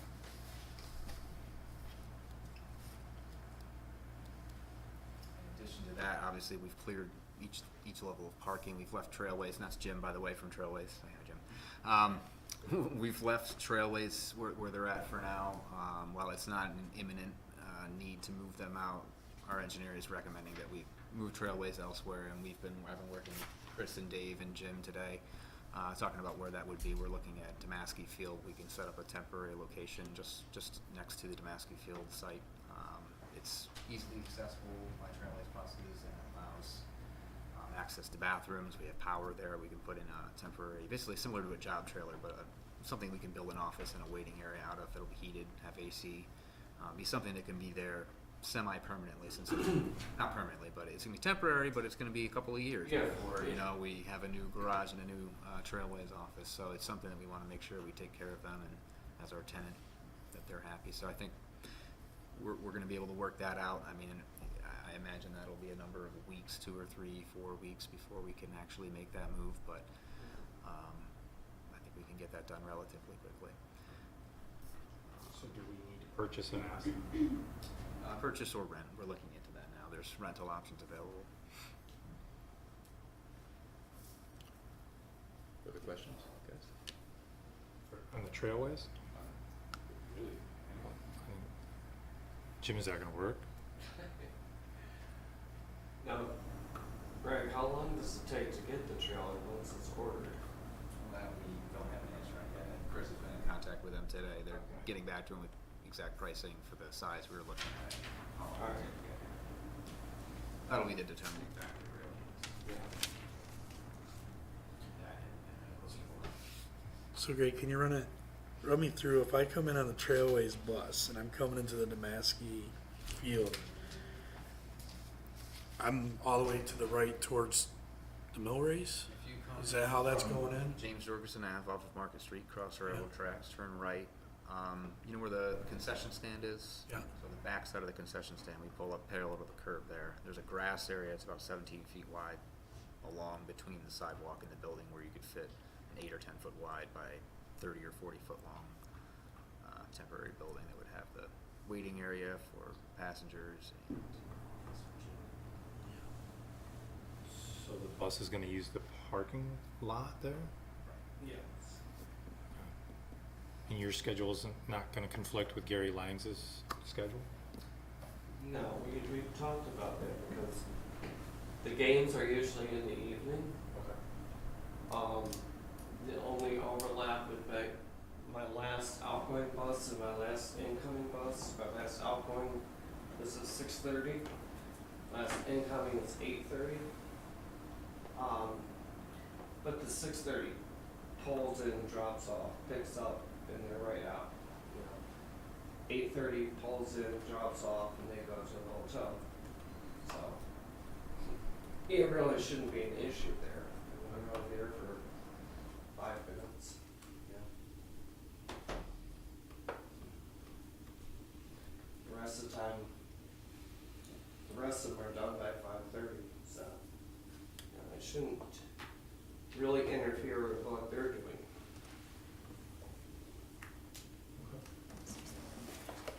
You're our tenant, so. It should be compatible. It should work. So I'll just mention to council again, what I think everybody's already scheduled, is that we will be having a special meeting on June 15th that we will dedicate to all things parking garage. And I expect that's going to be a couple of hours. We'll try to entertain every question, answer every question, and put us in a place where we're all on the same page as to what we might look at moving forward, short-term, mid-term, and long-term. Right, but for tonight, we're. But for tonight, your conversation is whatever you'd like it to be. This is discussion. Yes, Mark? To clarify, the separate meeting, are we gonna be looking, is that gonna be existing garage and future garage? Are we gonna have to go through those conversations, or this is the kind of opportunity to talk about the existing garage? Just try to clarify what that meeting will be for. Greg, you want to talk about June 15th? meeting June 15th, that's going to be our current design drawings, scope of work, updated estimates for the new garage and transit hub, where the streetscape improvements. Okay, good, thank you. And just one more clarification, that's in front of us here with the parking, is that to be discussed tonight, or is that part of the June 15th? That can be discussed tonight.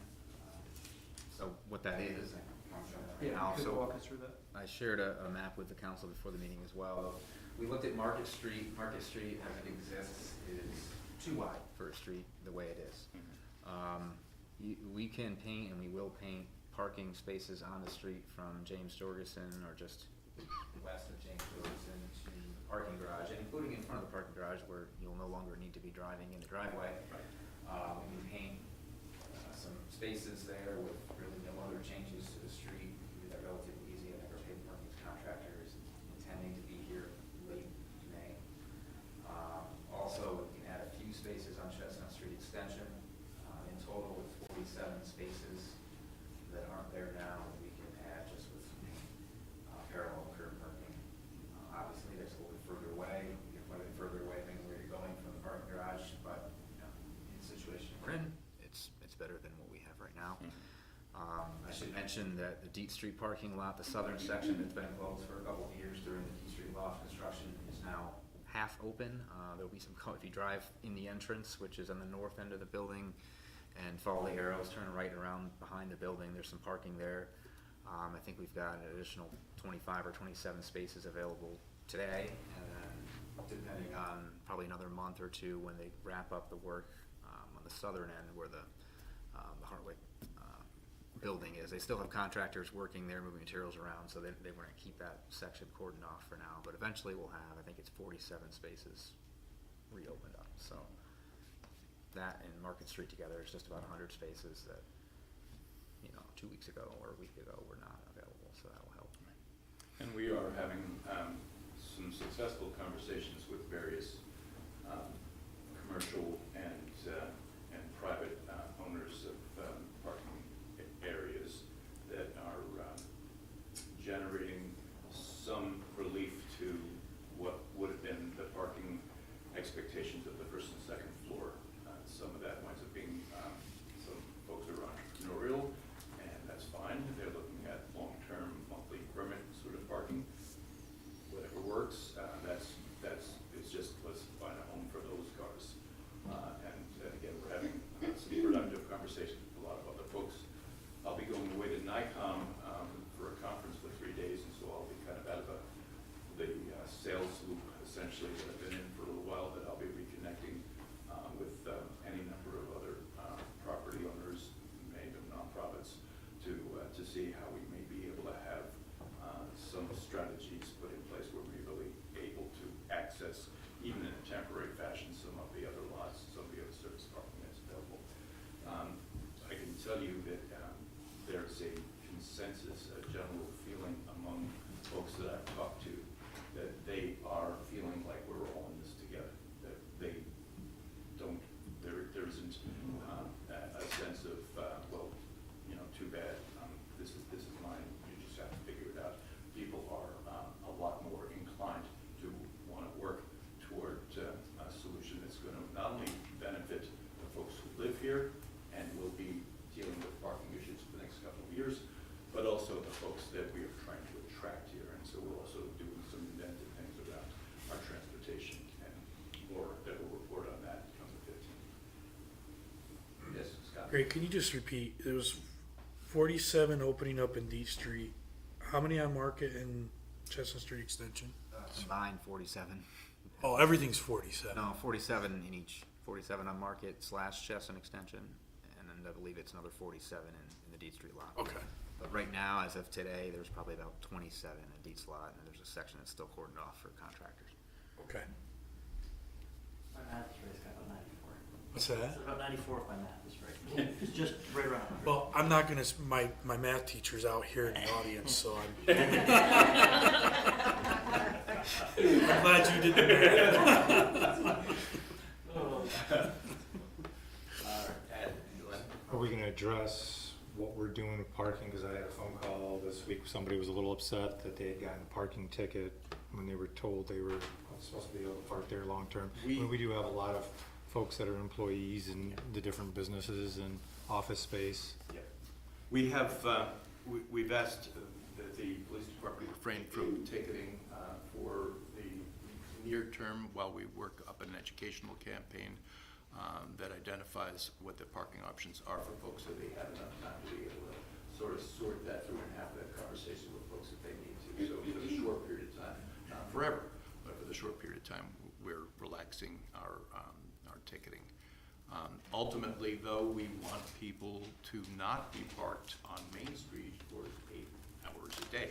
We do need to move people away for longer-term parking and have our shorter-term parking be more accessible for our businesses, so understanding that that's the mechanics of how we move forward, you know, we will no doubt be talking about how we implement that strategy. So that's a great segue. So going into this, how are we identifying? Are we saying that Deet Street's gonna be long-term, Market Street's gonna be short-term? I mean, how are you guys addressing this or looking at it right now? So we're reviewing our map of downtown parking to see where our current parking regulations are, you know, what's 2 hour, what's 4 hour, what's long-term. Based on the data I've been collecting for 2.5 years, we could see, I can estimate how many downtown residents there are that are parking in our public lots just based on who's parked there at 6 a.m. versus how many come in after that. So we can kind of get an idea.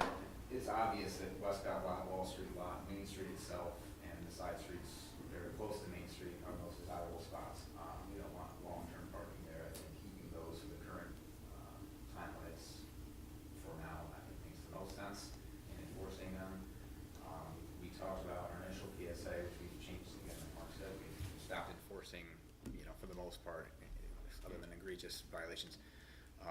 But the Deet Street lot probably makes sense to have some, if not all of it, be available for all-day parking. Obviously, there are businesses up there and there are short-term parking. I don't think it's gonna be completely filled with all-day parking, but that's something we can calibrate and change that over time. We can initially start with what we think might be a good number based on the data we have, and we can always change that as far as what's available for all day and what's available for 4 hour or 2 hour. Otherwise, Market Street, for example, I think initially we'll just make parking spaces, we'll allow parking there. I don't think those are high turnover spaces, those are probably best used by people parking all day residents. Which one? Market Street, the new spaces down there on the Right. east end. So Market Street could be long-term, Deet Street could be long-term, according to your data. Yeah, Demaski Field. Demaski had Field, a potentially few even people Field there. 4 at one point or another if we. Yeah, I mean, we've talked about possibly having a shuttle during the summer months when we have We like to call it a trolley. a trolley, shuttle, hearing trolley. So yeah, there's other options we can talk about.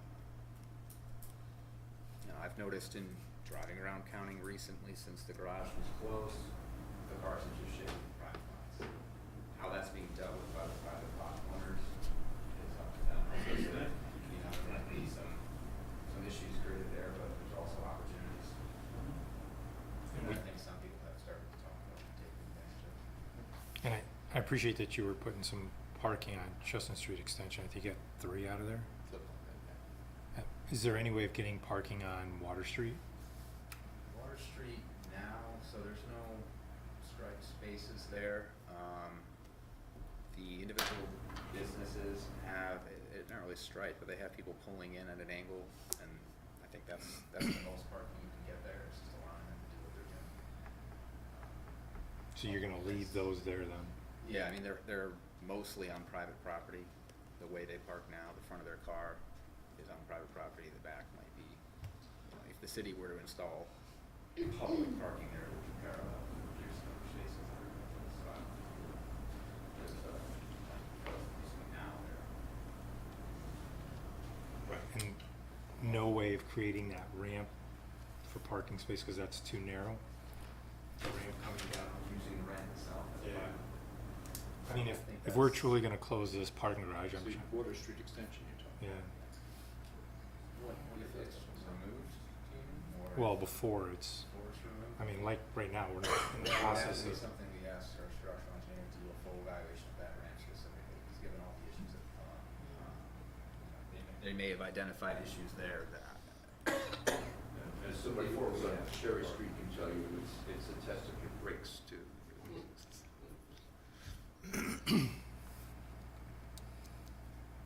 Further question? Yes, Mark. So, any consideration of our Market Street property utilizing that lot now temporarily until demolition begins in that building? We had a request to use that, which we potentially some business owner wanted to rent a space there. Currently, we've allowed East Bend to use as a construction material staging area for the Ford on Main Springbrook project. We could use that, but we were concerned, we had some liability concerns with allowing public parking on a lot that's vacant and has a vacant building that we deemed unsafe, and we don't want people going into the fence being there, having it closed to help keep people out. It's not hard to get in that building if you really want to. We've tried to secure it as best we can, but we are pretty concerned about encouraging that. We are looking at trying to get out to bid for that demolition as soon as we can. As you know, that's not a project that the city has dedicated funding to just yet, but going out to bid gives us an actual number so we know what it's gonna cost. You know, we could, I would imagine, bring that building down before we can take down the parking garage, and that would definitely alleviate things, because then you could fit, I'm guessing, you could fit 50 spaces or so. Is there any advantage from a bid to rolling those two projects together?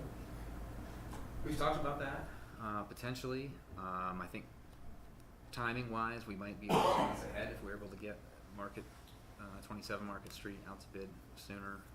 It might work in our favor that the winning bidder on that is probably going to bid on the parking garage as well. Maybe they'll get a better price, but to your point, if you bid them together, you're saving on some mobilization costs, probably not much else. But just in our discussions internally, right now we're leaning towards just getting that out to bid, since the design specs are about 80%. Delaware Engineering's been working on that one. It was kind of on hold because we were applying for additional funding for that project, which we didn't receive. And now we're just trying to move forward, but that's a good question. Scott? All right, loaded question. Is the parking garage all just concrete and steel, or are we looking at, since it was built in the 70s, that they snuck asbestos and stuff in there and do we have to do an environmental impact study on, or some type of environmental study before we start, like just? Wendell's been doing that analysis. I think they may have identified potential asbestos, but not a lot. That they're. So not as much as what's in the Ford building, hopefully, knock on wood.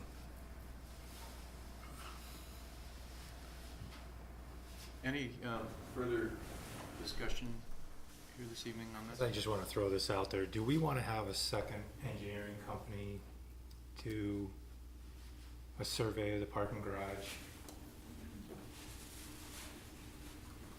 I'm just looking at this piece of paper that you gave us, Greg, and Wendell did a structural assessment in 2019, again in 22, and a concrete testing in August of 2022 also. Things deteriorate further over time. I guess I'm not sure what your question is, other than do I think we should hire another engineering firm to redo the work that Wendell's done? I'm also asking the council as a whole. I mean, I know I've had a few surgeries in my life, and I've gone for a second consult. I don't know how much one would cost. I'm just throwing it out there. Herman Engineering is local, and it looks like they did a structural investigation, and it was limited in its scope. Would it be in our best interest to allow them that organization to do a full out as Wendell has done a full out? It's just, for me, is that Wendell is also tied to the new design and the new parking garage, and I just want to make sure we're getting this straight. I'm not implying anything. I'm saying I'd like to have a second opinion. Yeah. Who are you asking that question? The council. Generally? Yeah, I mean, we're the ones that have to vote on every one of these things. It comes to us. I don't know how you guys feel. We haven't talked as a council, as a group. I don't know if you want to have a second opinion or not. Wendell is not a third party. They're directly linked to the construction. They're directly linked to the design of the new one. You know, I guess based on your point, the questions I would ask about that would be, what's the timeline if we were to get a third party? What's the cost? And then I guess my concern would be if this is inevitable, that this garage is in the shape that Wendell is claiming here, the accelerated deterioration, have we just prolonged this process by doing this. And so I guess I'd like to understand those two questions before I'd ask the third question, but that would be my concerns. Yeah, I would say, I mean, even, who do we, assume we do that. Let's say another engineering firm comes back and says it's, for the sake of argument, they won't, but that is totally fine. At what point do we say, well, this one says it's fine, this one says it's at risk of severe corrosion, potentially, someday collapsing? Do we want to take that risk of weighing those two arguments? I also will be the first to say that I am not an engineer. I haven't dealt with this, and from Greg's statements, it doesn't sound like it would be correct me if I'm misinterpreting, Greg, it doesn't sound like it would be the best use of our time with the limited time we have it. Is that a safe assessment? Yeah. So I would probably say no. The other thing that the council needs to be considering of is that we are on a timeline that there are expectations that we're going to move forward because there's funding that's attached to this. Those expectations have been communicated to us very clearly in the last week and change. I've shared that with a few council members.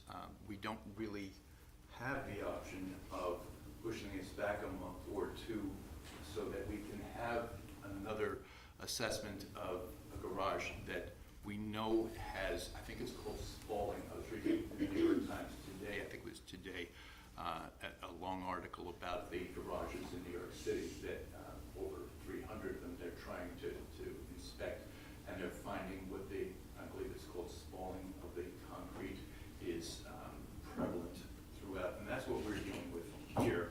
It's a combination of moisture and salt that causes it.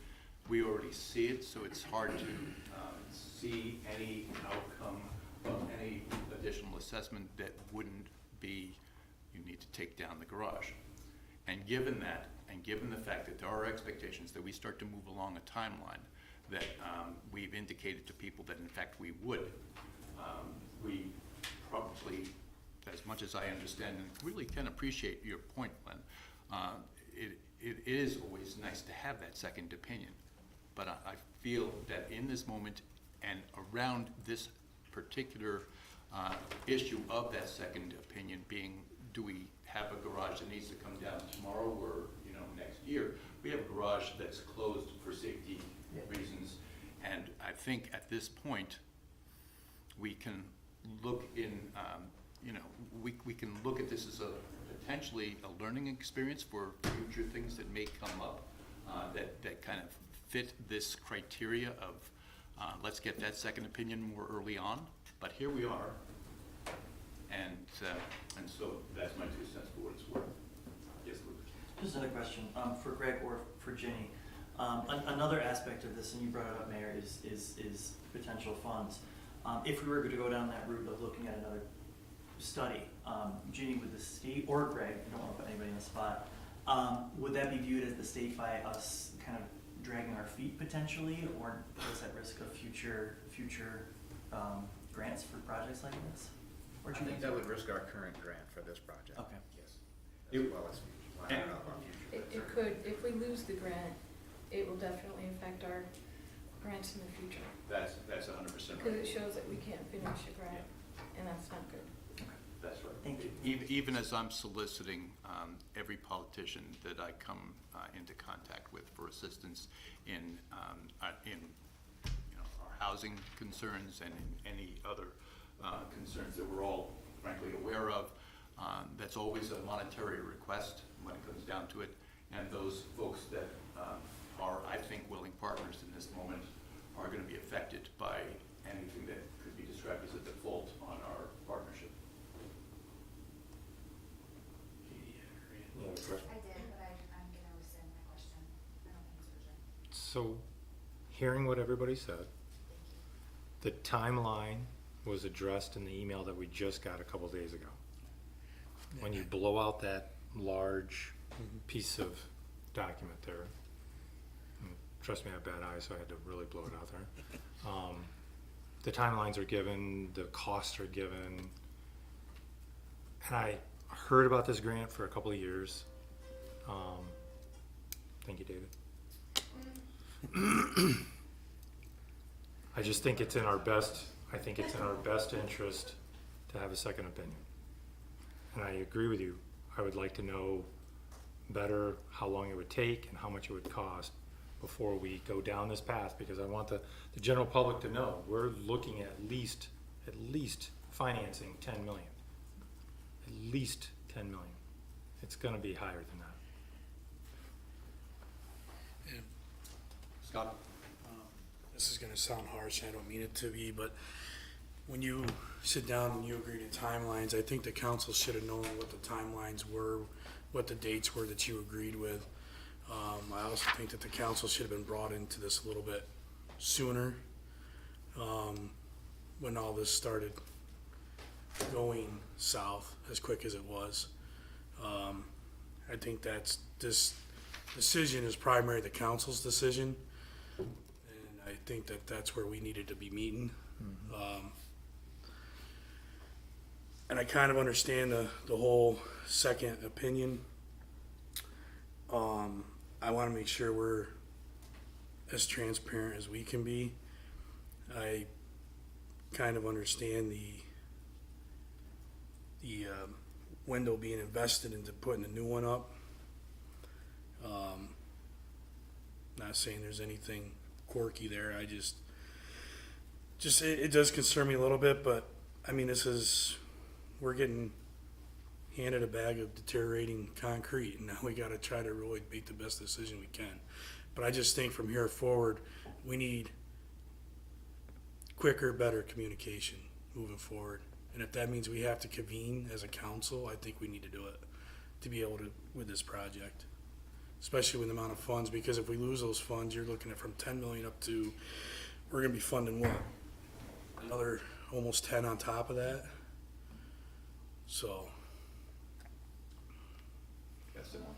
Maybe you could give me a little clarification on this, because to my understanding, although Wendell is involved in the design aspect of this project, they have no benefit from it actually being built or not. Like, if it does get built, because it will go out to bid to different contractors to build this particular design. Is that correct? I mean, Wendell's, we have a contract with them now for design, and then we have a supplemental contract for construction administration and inspection. So if it goes to construction, they would be the ones that would be overseeing the construction. So that'd be their call.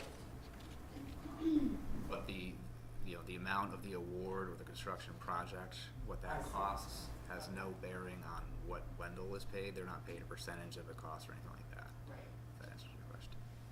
I mean, my general feeling on this is, although, like, I know it'd be nice to get, like, lots of second opinions, like, looking at that structure, as Luke brought up, like, it's like, it breaks my heart to see it, you know, and this, like, really happened at such, you know, an inconvenient time, and is really having an effect on downtown.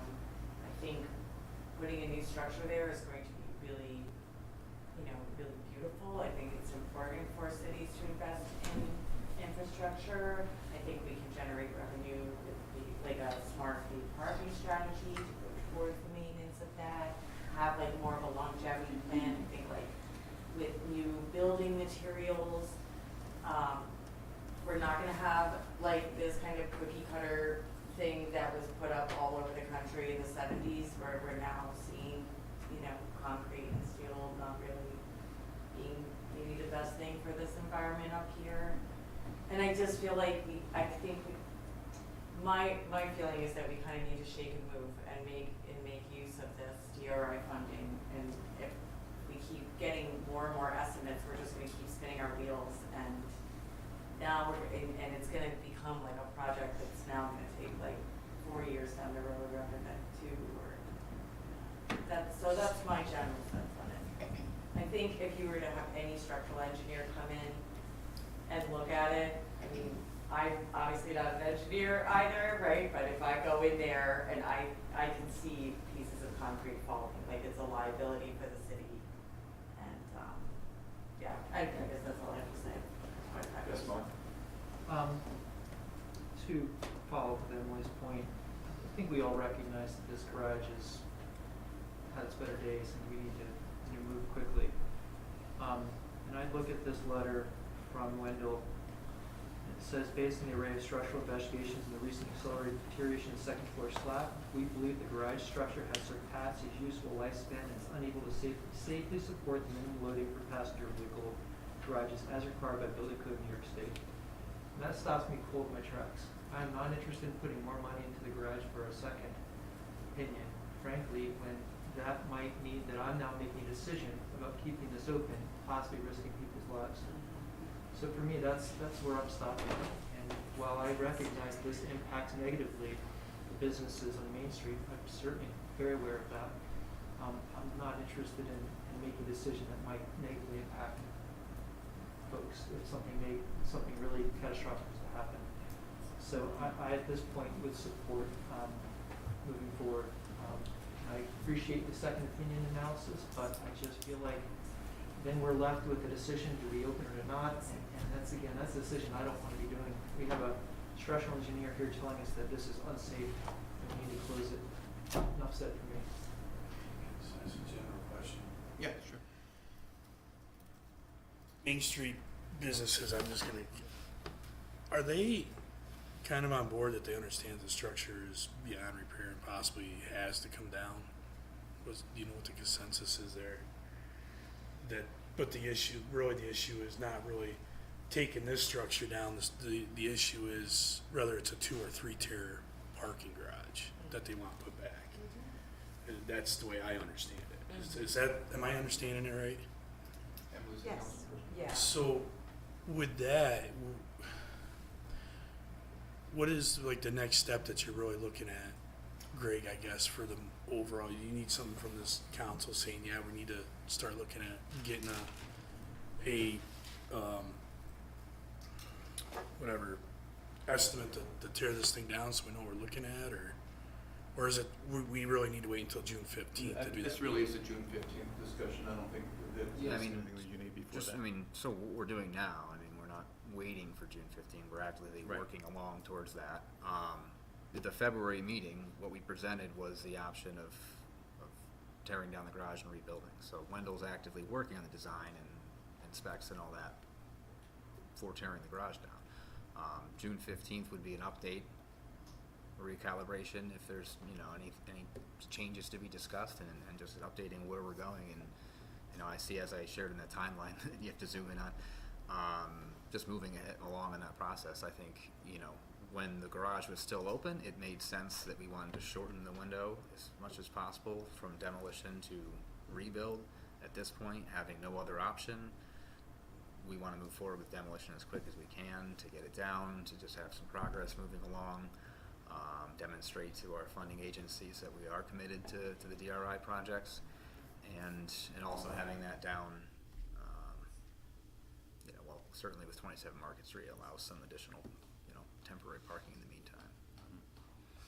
Yeah, and we are on an extremely aggressive timeline. I think it's been described that way by everybody involved, and everybody who's seen it.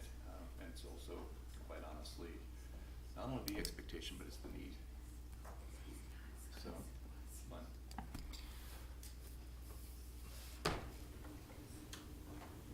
I think I asked a question in 21. The 2021, we spoke with Wendell. We hired them in 2018, 2019. Yeah, but I think this council, we spoke to them. I forgot the young lady's name. She came and did a presentation. Might have been January 2020, the initial conceptual plan presentation. I think it was when you guys first took. I think so. I think I asked the question then about legacy costs, and I also asked why didn't we take the opportunity to put solar panels and create a roof system. I know when I look around, I see other parking structures and they have roof systems that are made out of solar panels, and I could be wrong, but I think the sun tracks perfectly down the Yes. I-80 corridor. So in 2020, we were talking about rehabilitating the existing garage, so obviously we're at a different point now, but at that point, it was determined that you could not add structurally a roof or solar panels over top of it. At this point, we can consider that, we can consider a roof in the garage, but that's all added cost that right now is not included in the $25 million overall project estimate that we agree is a very costly project. So it comes down to kind of the cost analysis Glendale Solar for the new build. Really just the cost effectiveness of solar on a roof or a structure like that compared to out in a field somewhere or in a bigger installation, it's just not really there. So it's not necessarily the best use of our limited funds, was our conclusion. But I've listened to you and I've listened to Chris and listened to others, and the snow on the 3rd floor, along with the salt dripping down through, has led to the corrosion that we're talking about today. Without a roof on the new parking garage, won't we be looking at the same type of scenario, or is something changing? Right, as we've discussed, we've designed the designing the new parking garage structurally to be able to handle additional stories above for housing, preferably. That's what we're aiming for people living downtown. We're talking with interested developers about whether that's something that might happen in the near term, medium term, long term. Obviously, we prefer that to happen right along after our project's done, if it's gonna happen. If it were to not happen, there's still the structural capacity to build the roof over time. We could make that decision if that's something we want to do. We decided to forego the idea of building a useful occupied space above. We could build a roof, but again, it comes down to the initial cost is the consideration that we have to look at when we do. Just put one on and then potentially take it off or change it to do something. I think first we want to rule out. Yeah, I'd like to rule out a developer, Yeah, absolutely. yeah, if we rule that out. But we don't have a positive yes on that either, so I would like to know how much it would cost to put the roof on. And then you're suggesting that you don't want to do solar, so whatever roof system that you guys are leaning towards then. So then, at least those of us that are here know what kind of costs are gonna be down the road. Because it's like the elevator that's in the one that's there today. 1974, they didn't have enough money to put the elevator in, and it's never been in, so. I'd rather not go down the same road again with salt and corrosion. Additional conversation on this topic, or any other topic relative to park? Okay, well, thank you very much for the discussion. Hopefully those folks that spent a couple of hours with us got something in return, so I appreciate you guys being here. And with that, we'll now move on to additional business and anything else from council discussion. I just have a quick question that keeps me about the Public Works Commission. I was to not liaison to that in January, and at the time, and obviously, like, we have nothing on our plates, right? So I'm sure we should. Everyone's just sitting around and not caring about that. But the master plan was, I think, with staff maybe to take a look at it. So I'm just inquiring to the status of that. Obviously, again, I know everything is super fraught and busy and, not rushing, just keeping time on it. My recollection is we staff have provided concept in last February. I don't know, I think. So, Emily's the liaison. I'm like so anxious to meet with this committee, and I feel like every time it comes up, I know, and I feel like next time we have a meeting, I might say something like it's inappropriate to just like not give Carrie a heads up, kind of. Oh, no, that's what's been happening? Yeah, it's kind of been happening like every time, and then, it's been a little bit,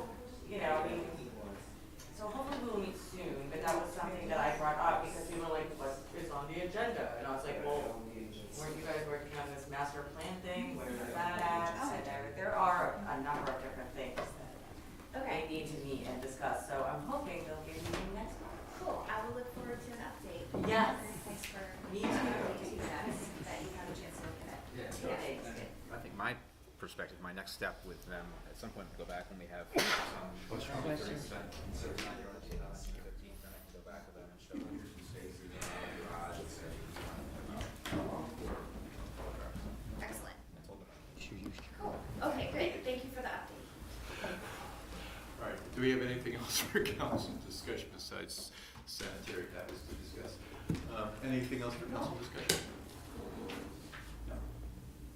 Okay, all right, very good. In that case, do we have any correspondence? Nothing. We have no correspondence. We don't have a need for executive session this week. I've asked, I sent an email around to all council, and there are a few folks that have some work to do, and if you could please do that, you'll address my email, and we will have an executive session, I believe, at our June 6th meeting. And with that,